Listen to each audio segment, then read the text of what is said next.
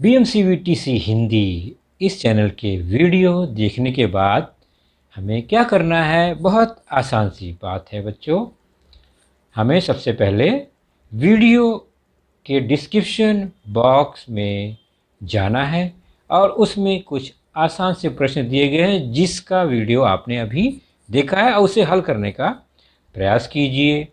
उसके बाद उसी डिस्क्रिप्शन बॉक्स में इस वीडियो से संबंधित अपने मत व्यक्त कीजिए। गूगल फॉर्म द्वारा एक छोटा सा लिंक दिया गया है, उसे क्लिक करिए और उसमें एंट्री करिए। और अंत में जाते जाते हमें इस चैनल को लाइक करना है, सब्सक्राइब भी करना है ताकि आने वाले वीडियो की जानकारी आपको मिलती रहे। तो है ना आसान सा काम? चलिए देखते हैं अपना वीडियो।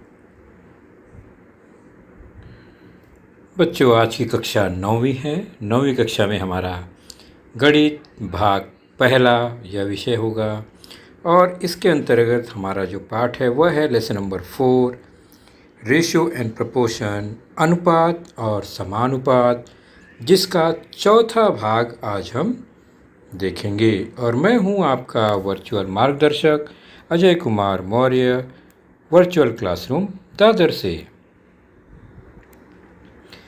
तो इस पाठ के अंतर्गत बच्चों हमने कुछ जानकारियाँ हासिल की हैं, जिसके अंतर्गत हमने जाना अनुपातों की तुलना, उसके बाद तुल्य अनुपातों के कुछ गुणधर्म देखे हमने, जिसमें थे विपर्यस्थानुपात, इन्वर्टेंडो, अर्थात अनुपातों को उलट देने पर उसका जो मान है, मतलब दोनों अनुपात समान ही रहते हैं। एकांतरानुपात अर्थात हर को अंश में और अंश को हर में परिवर्तित करने पर एक दूसरे के अनुपात में भी जो नया अनुपात मिलता है उसका मान भी समान होता है। योगानुपात अर्थात अंश में हर को जोड़ने पर एक अनुपात के तो दूसरे अनुपात के ही अंश में हर जोड़ने पर जो नया अनुपात बनता है वह भी समान होते हैं। उसी प्रकार अंश में से हर घटाने पर एक अनुपात के और दूसरे अनुपात के भी अंश में से हर घटाने पर जो नया अनुपात मिलते हैं वे भी समानुपात होते हैं, यानी समान होते हैं।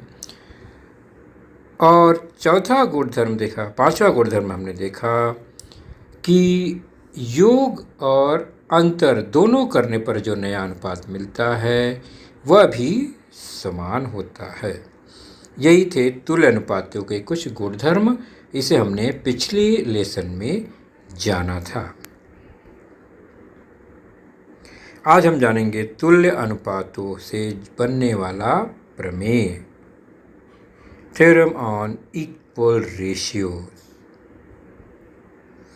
क्या है? बहुत आसान सा यह प्रमेय है कि अगर दो अनुपात समान है, यानी A/B बराबर C/D हो, तो हमें एक गुणधर्म मिलता है कि अनुपातों के अंश को अंश में जोड़ने पर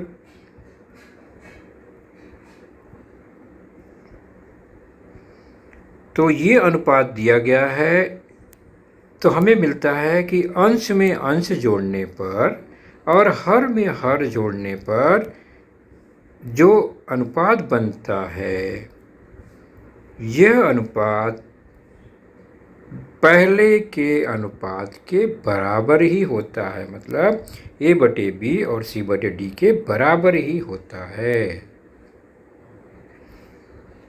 इसे कहते हैं तुल्य अनुपात का प्रमेय। तो यह प्रमेय क्या कहता है कि यदि a बटे b बराबर c बटे d हो तो a में c जोड़ने पर a प्लस c बटे b में d जोड़ने पर b प्लस d, ये जो अनुपात बनता है वह पहले के दोनों अनुपात के समान ही होगा। चेक कर लेते हैं। 5/3 यह एक अनुपात है, यह बराबर है 20/12 के। यह अनुपात समान है। तो चेक करते हैं क्या 5 और 20 जोड़ने पर जो हमें संख्या मिली और 3 और 12 जोड़ने पर जो संख्या मिली, इनका अनुपात क्या होगा? तो इनका अनुपात 25/15। और हम चेक करें इसको, अगर संक्षिप्त करके देखें तो 5 से कट गया 5/3, जो कि पहले के अनुपात के बराबर ही है। तो तुल्य अनुपात यहाँ पर बिल्कुल सही सिद्ध हुआ। तो इसे कहते हैं तुल्य अनुपात का प्रमेय। तो ये क्रिया चाहे जोड़ने पर हो अंश और अंश का, या अंतर ले, तुल्य अनुपात का प्रमेय दोनों के लिए सही सिद्ध होता है। जैसे इसी प्रमेय को आगे बढ़ाएंगे अगर, तो हम जानेंगे, चेक करेंगे तो हमें पता चलेगा कि अगर a बटे b बराबर c बटे d हो, उसी प्रकार वह अनुपात e बटे f के बराबर हो, या आगे अनुपात यही g बटे h के बराबर हो, या आगे बढ़ते बढ़ते इसी क्रम में i बटे j, और ऐसे ही असंख्य अगर अनुपात है सब समानुपात में, तो तुल्य अनुपात के गुणधर्म से प्रत्येक अनुपात किसके बराबर होगा? तो सभी अंशों को क्रम से योग जो दिख रहा है बटे हर के क्रम से योग के बराबर होगा। तो यह है तुल्य अनुपात का प्रमेय। तो उसी हिसाब से तो क्रम से जोड़ या घटाना, उसी क्रम से हरों का भी जोड़ या घटाना अगर है अनुपात में, तो भी वह सभी अनुपातों के बराबर ही होगा।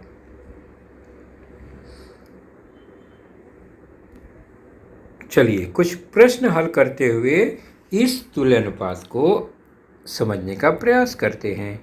प्रश्न संग्रह 4.4, पेज नंबर 73। पहला, निम्नलिखित कथनों में रिक्त स्थानों की पूर्ति कीजिए। पहला प्रश्न है x/7 बराबर y/3, ये अनुपात समान है। तो यही अनुपात आगे समान होगा 3x धन 5y बटे, हमें बताना है, बराबर 7x ऋण 9y बटे, यहाँ भी हमें ज्ञात करना है।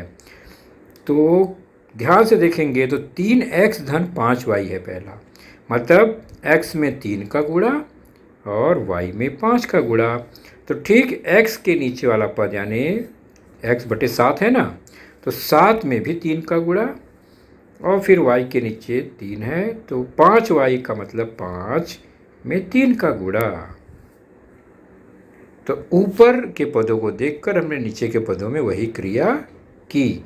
ठीक उसी प्रकार आखिरी जो पद है उसमें देखेंगे 7x है, मतलब x में 7 का गुणा, तो x/7 है पहले, तो 7 में 7 का गुणा x की जगह पर, और फिर -9y है और y/3 है, तो -9 × 3। इसको सरल कर देंगे, दोनों अनुपात को सरल करने पे क्या मिलेगा? पहले आएगा 7 × 21 धन 5 × 15, और यहाँ 7 × 49 ऋण 9 × 27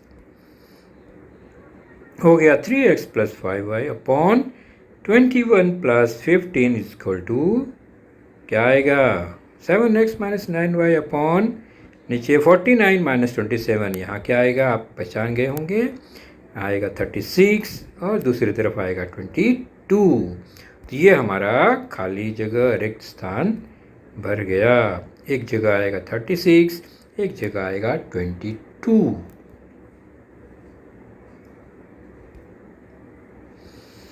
four point four page number 73 उसका दूसरा प्रश्न देखेंगे हम कि यदि 5m minus n equal to 3m plus 4n तो निम्नलिखित अनुपातों के मान ज्ञात कीजिए। तुल्य अनुपातों के प्रश्नों में बच्चों जो जानकारी दी गई होती है उसी को हल करते हुए हमें जो जानकारी प्राप्त करनी है, जो अनुपात सिद्ध करना है, वहाँ तक पहुँचने का प्रयास करते हैं। तो हमें मान ज्ञात करना है m स्क्वायर धन n square upon m square minus n square. तो m और n का वर्ग, बाद में योगांतरानुपात। तो सबसे पहले जो दी गई जानकारी है 5m minus n equal to 3m plus 4n को सरल करते हुए m को एक साथ, n को एक साथ एक पक्ष में रखते हैं और हम ज्ञात करते हैं तो 2m इक्वल टू 5n मिलता है। अब इसको अनुपात के रूप में लिखते हैं तो m अपॉन n क्या हो जाएगा, m बटे n का पक्षांतर नीचे हर में हुआ बराबर, तो 5 वहाँ पहले से ही है, 2 का पक्षांतर हो जाएगा नीचे हर में 5/2 मिला। m बटे n बराबर 5/2, लेकिन हमें हल करना है m square plus n square यानी वर्ग की ज़रूरत है। तो हम क्या करेंगे, m बटे n का वर्ग ज्ञात करेंगे। तो m square upon n square equal to दूसरी तरफ है 5 स्क्वायर अपॉन 2 स्क्वायर, और यह कितना होगा 5 का स्क्वायर, 5 का वर्ग 25/4। तो m square upon n square equal to 25/4 आ गया। अब इसमें योगांतरानुपात लगाएंगे, एक बार जोड़ेंगे m स्क्वायर में n स्क्वायर और एक बार घटाएंगे m स्क्वायर में से n स्क्वायर। उसी प्रकार दूसरे अनुपात में भी 25 में 4 जोड़ेंगे, 25 में से 4 घटाएंगे। अब इसको सरल कर देंगे। Therefore m square plus n square upon m square minus n square equal to 25 plus 4 equal to 29, 25 minus 4 equal to 21। तो हमें जो चाहिए था अनुपात उसका मान मिल गया 29/21।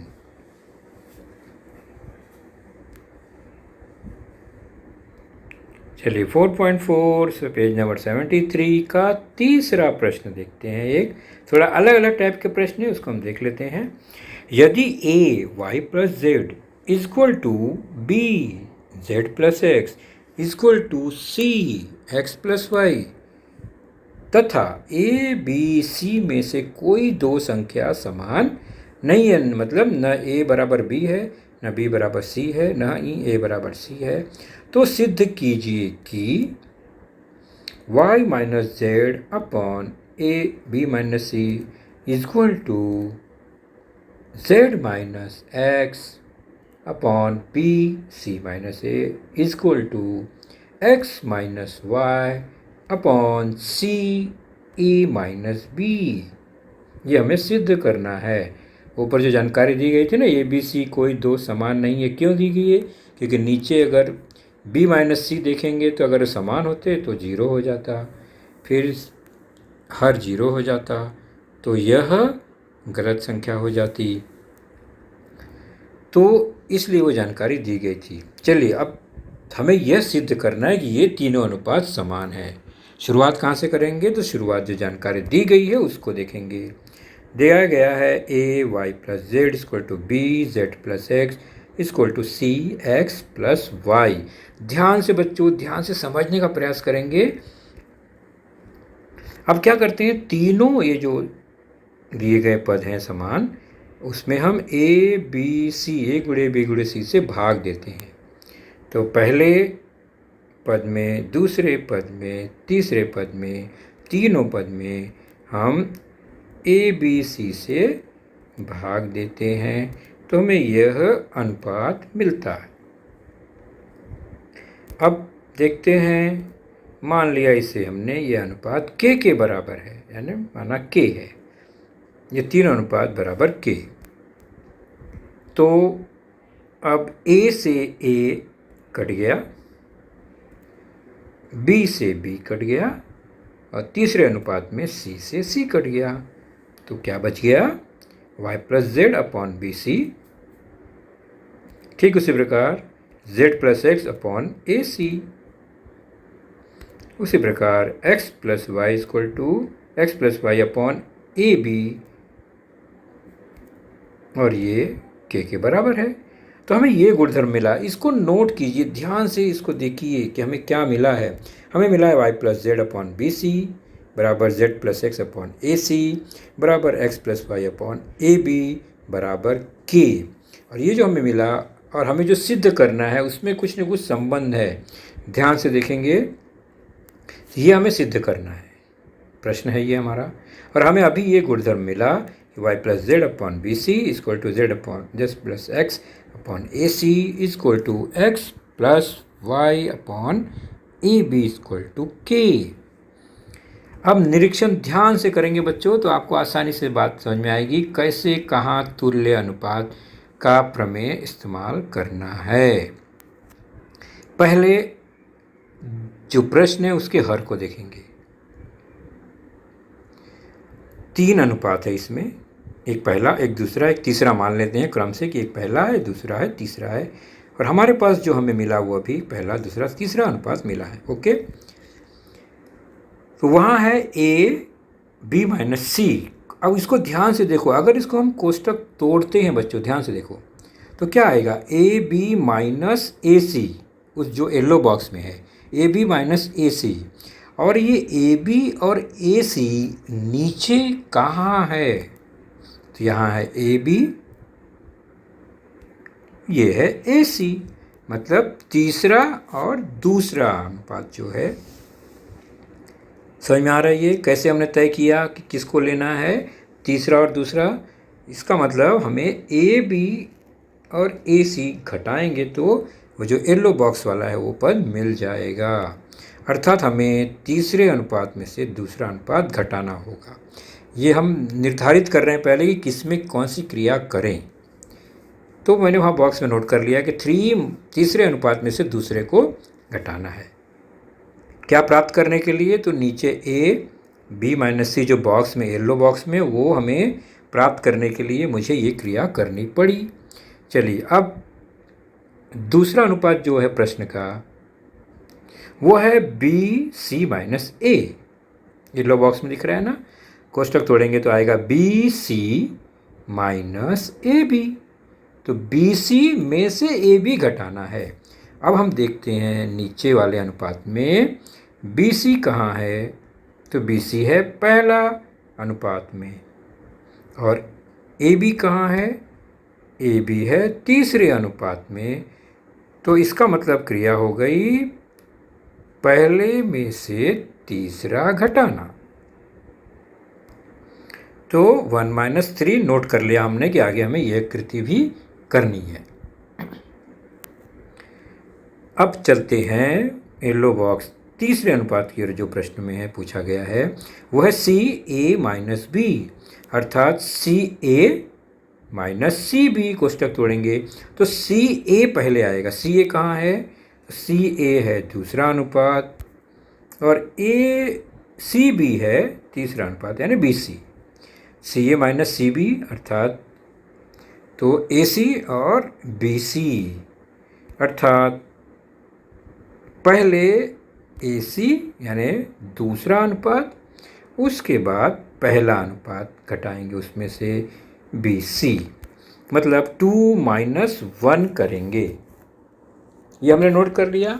अब हम जो हमारे पास अनुपात हमने प्राप्त किया है उसमें तुल्य अनुपात का प्रमेय लगाएंगे, लेकिन किस तरह? तीसरे में से दूसरा अनुपात घटा के बराबर के करेंगे, फिर पहले में से तीसरा घटा के करेंगे, और दूसरे में से पहला घटा के करेंगे। हमने वहाँ नोट कर लिया था। तो शुरू करते हैं, तुल्य अनुपात के प्रमेय लगाते हैं। सबसे पहले 3-2 तीसरा अनुपात है x प्लस वाई, उसमें से दूसरा अनुपात जो है z प्लस एक्स, उसको घटाएंगे। तो ठीक है, उसको हर में भी लिखेंगे ए बी माइनस AC। और ये अनुपात के बराबर होगा, अर्थात माना है K तो K के बराबर ये हुआ। तो 3 - 2 यानी तीसरे अनुपात में से दूसरा हमने घटा दिया। उसी प्रकार 1 - 3 हमने दूसरा नोट करके रखा है बॉक्स में, देखिए 1 - 3 यानी पहले अनुपात में से तीसरा। तो पहला अनुपात y + z, तीसरा है x + y, उसमें हमने अंतर लिया, घटाया, तो नीचे भी BC - AB हो गया।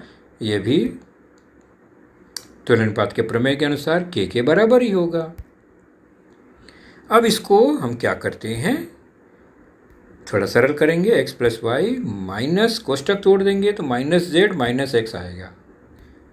-z - x, कोष्टक के बाहर ऋण है तो, और यहाँ पर AB - AC है तो A कॉमन आ गया, तो आ गया B - C कोष्टक में, बराबर के। इसको हम क्या करते हैं, पहले हल कर लेते हैं। ऋण x कट गया तो बचा क्या, ऊपर बचा y - z अपॉन नीचे AB - C कोष्टक में। इसको हमने नंबर 1 डाल दिया और ये K के बराबर है। अब ध्यान से ऊपर देखिए, जो हमें प्रश्न सिद्ध करना है उसमें ये 1 मिल गया, मिला ना, बराबर। चलिए दूसरा देखते हैं, इसको सरल करेंगे अब, तो y + z minus x minus y हो जाएगा, ये कोष्टक के बाहर ऋण होने के कारण। यहाँ पर b कॉमन है तो c - a आ गया, और इसको सरल करेंगे तो y से y कट गया, बचा क्या, z - x कोष्टक में, यहाँ b गुणे कोष्टक में c - a। इसको हम नाम दे देंगे दूसरा, और यह भी k के बराबर हुआ तुल्यानुपात के प्रमेय से। तो हमें ये 2 गुणधर्म मिल गए, 2 अनुपात मिले जो कि K के बराबर हैं। तो हमने 2 कृति कर ली, तीसरे में से दूसरा घटा लिया, पहले में से तीसरा घटा लिया, अब दूसरे में से पहला घटाना बाकी है। दूसरे में से पहला घटाने के लिए दूसरा अनुपात है z + x, पहला अनुपात y + z, तो y + z को घटाया उसमें, अर्थात AC - BC हो गया नीचे।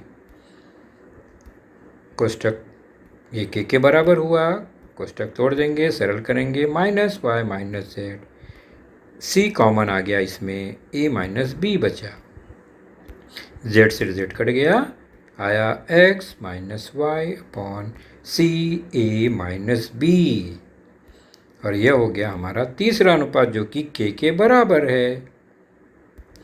तो 3 बार हमने कर लिया, और 1 2 3 तीनों को अगर हम ध्यान से देखें, 1 2 3 से ये पहला मिला, ये दूसरा, ये तीसरा, तीनों के बराबर ही हैं।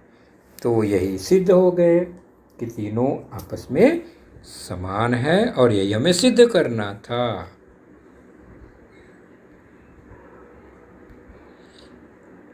सतत समानुपात, कंटिन्यूड प्रोपोर्शन क्या है, ये बहुत आसान सी बात है बच्चों। नाम थोड़ा सा भिन्न भिन्न होता है, जानकारी अगर आप देखेंगे तो बहुत आसान लगेगा आपको। तो अगर यदि A/B, ध्यान दो, A और B का अनुपात, और B वापस दूसरे अनुपात में भी है, B/C के बराबर है, तो A/B बराबर B/C है। तो तिरछा गुणा करने पे क्या जानकारी मिलती है, मिलती है B² B गुणे B बराबर A गुणे C, यही मिलेगा ना।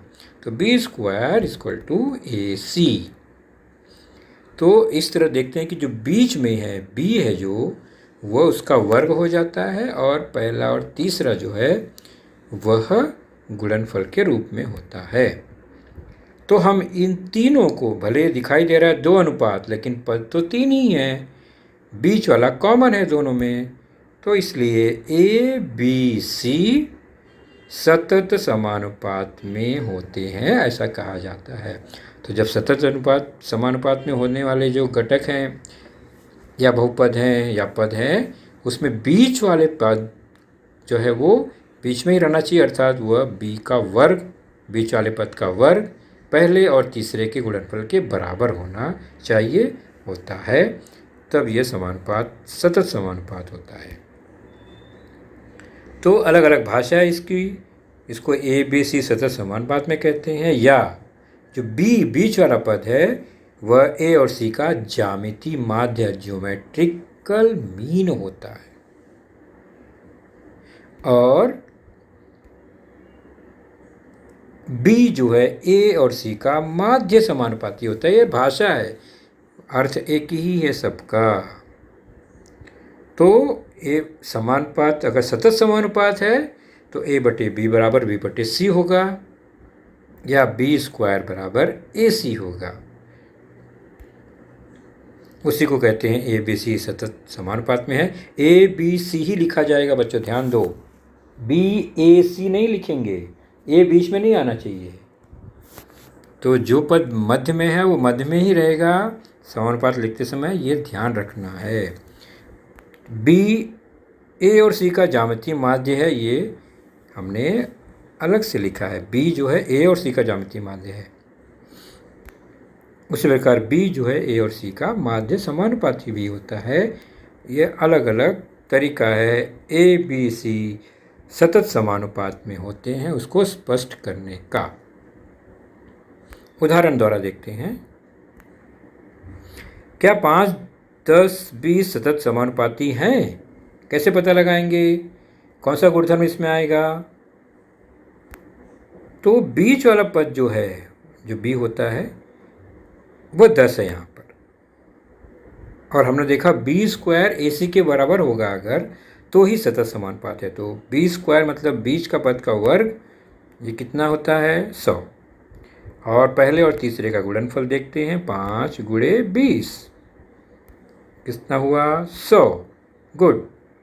तो 10 स्क्वायर और 5 गुणे 20 समान हैं।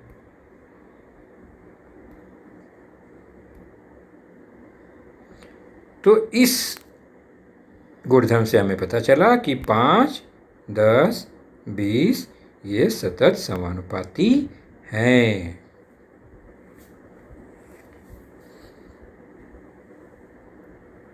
अगर 5 के बदले 4 होता तो 20 चौक 80 हो जाता, तब वो 100 के बराबर नहीं होता, मतलब फिर सतत समानुपाती नहीं होते। या 20 की जगह पे 30 हो जाता तो भी 150 हो जाता गुणनफल, तब भी सतत समानुपाती नहीं होते। या 10 के बदले 12 हो जाता तो उसका वर्ग 144 होता, तो भी सतत समानुपात नहीं होता। तो सतत समानुपात कब होगा? जब मध्य पद का वर्ग शेष दोनों पद के गुणनफल के बराबर हो। 4.5 प्रश्न संग्रह पेज नंबर 77 पर कुछ उदाहरण है, उसको जानते हैं सतत समानुपात से संबंधित।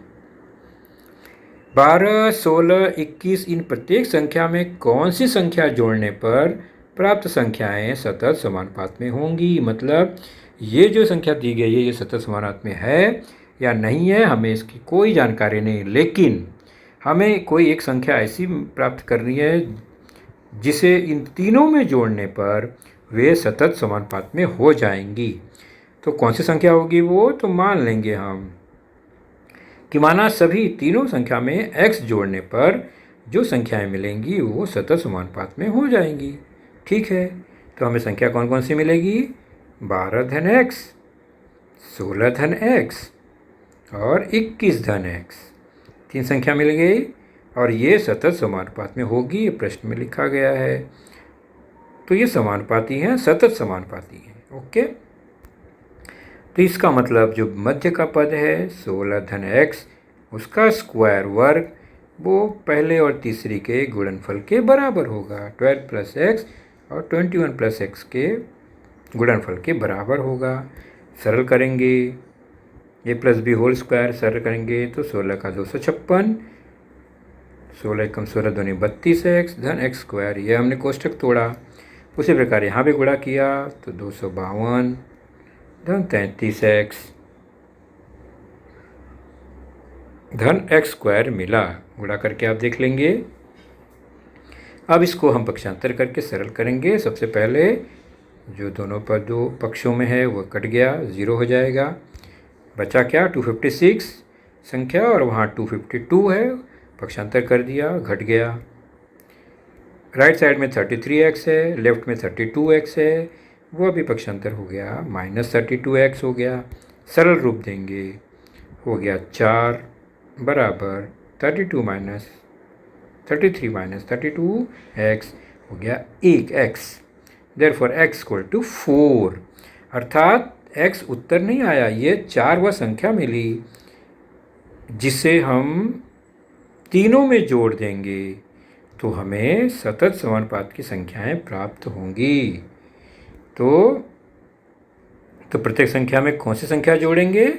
प्रत्येक संख्या में 4 जोड़ने पर संख्याएं सतत समानुपाती होंगी। 4 जोड़कर आप चेक कर लीजिए। 12 में 4 जोड़ेंगे 16 आ जाएगा, 16 में 4 जोड़ेंगे 20 आ जाएगा, 21 में 4 जोड़ेंगे 25 आ जाएगा। तो बीच का पद 20 आया, 20 का वर्ग 400 बराबर। और पहला पद है 16 और तीसरा है 25। 16 गुणे 25 कितना होता है? 16 25 80, 16 दूनी 32 और 8 400। तो दोनों 400 आए तो मिल गया हमें सतत समानुपाती संख्याएं मिली। क्या जोड़ने पर? 4 जोड़ने पर। यह हमारा उत्तर हुआ इस प्रश्न का। अगला है 3 संख्याएं सतत समानुपात में हैं तो उनका ज्यामितीय माध्य 12 हो तथा अन्य 2 संख्याओं का योगफल 26 है। यानी संख्याएं एक दी गई है, बीच का पद, शेष दोनों हमें पता लगाना है। उसके हिसाब से तीनों संख्याएं मिल जाएंगी। तो सबसे पहले दोनों का योगफल 26 है, मतलब क्या हुआ? एक अगर x होगा तो दूसरा 26 माइनस x होगा, तभी तो दोनों का योग 26 हुआ। तो हमें एक x मिली, एक 26 माइनस x मिली और 12 ज्यामितीय माध्य प्रश्न में दिया ही गया है, ज्यामितीय माध्य 12 है।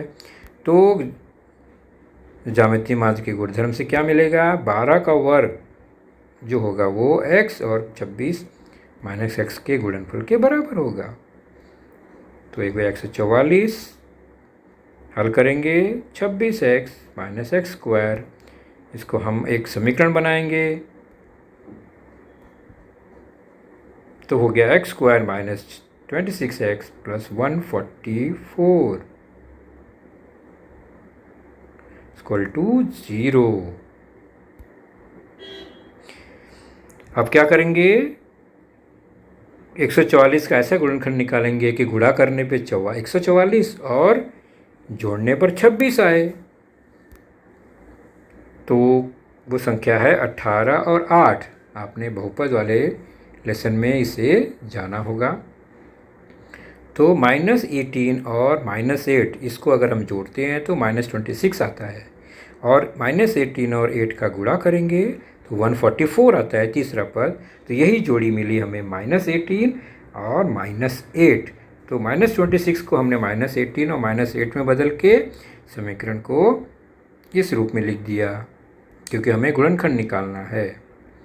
अब कॉमन लेंगे दो पद में से, एक्स स्क्वायर और -18x में x कॉमन है, बचा क्या? एक्स स्क्वायर में से x और 18x में से -18। फिर -8x और प्लस 144 में से -8 कॉमन है, -8 अगर बाहर निकाल लिया तो अंदर x -18 बचा। 144 में से 8 कॉमन लिया तो 18 बचेगा क्योंकि 18 गुणे 8 144 होता है, बराबर 0। अब दोनों में x -18 कॉमन है, उसको बाहर निकाल लिया हमने, बचा क्या?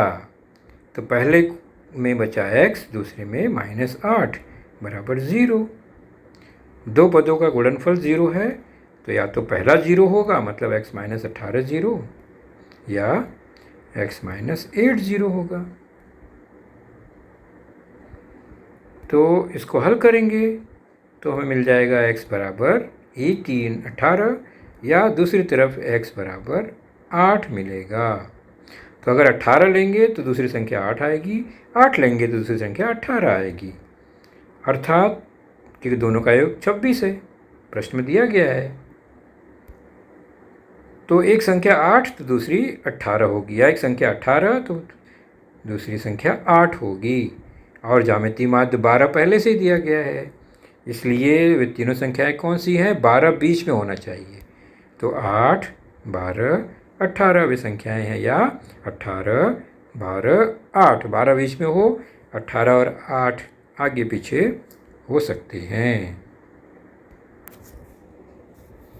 30 वे संख्याएं मिली, 8, 12, 18। तो बच्चों, आपने देखा आज का लेसन, उसके प्रमुख मुद्दों को ध्यान से बार बार दोबारा देखकर समझने का प्रयास कीजिए, क्योंकि एक बार देखने पर किसी को भी वो पूरा मुद्दा समझ में नहीं आता। तो जैसे ही हम 2 बार 3 बार देखेंगे तो हमें वह समझ में आने लगेगा। और इसके आगे की जानकारी जो होगी बच्चों, वह निश्चित ही हमारे अगले वीडियो में होगी। तो उस वीडियो को देखने के लिए, उसकी सूचना प्राप्त करने के लिए जो नीचे सब्सक्राइब का बटन होता है उसे ज़रूर प्रेस कीजिए और नोटिफिकेशन ऑन रखिए, ताकि जैसे ही हमारा लेसन चैनल पर डाला जाएगा आपको वह तुरंत प्राप्त होगा। तो अपना ख्याल रखिए, सुरक्षित रहिए। Thank you.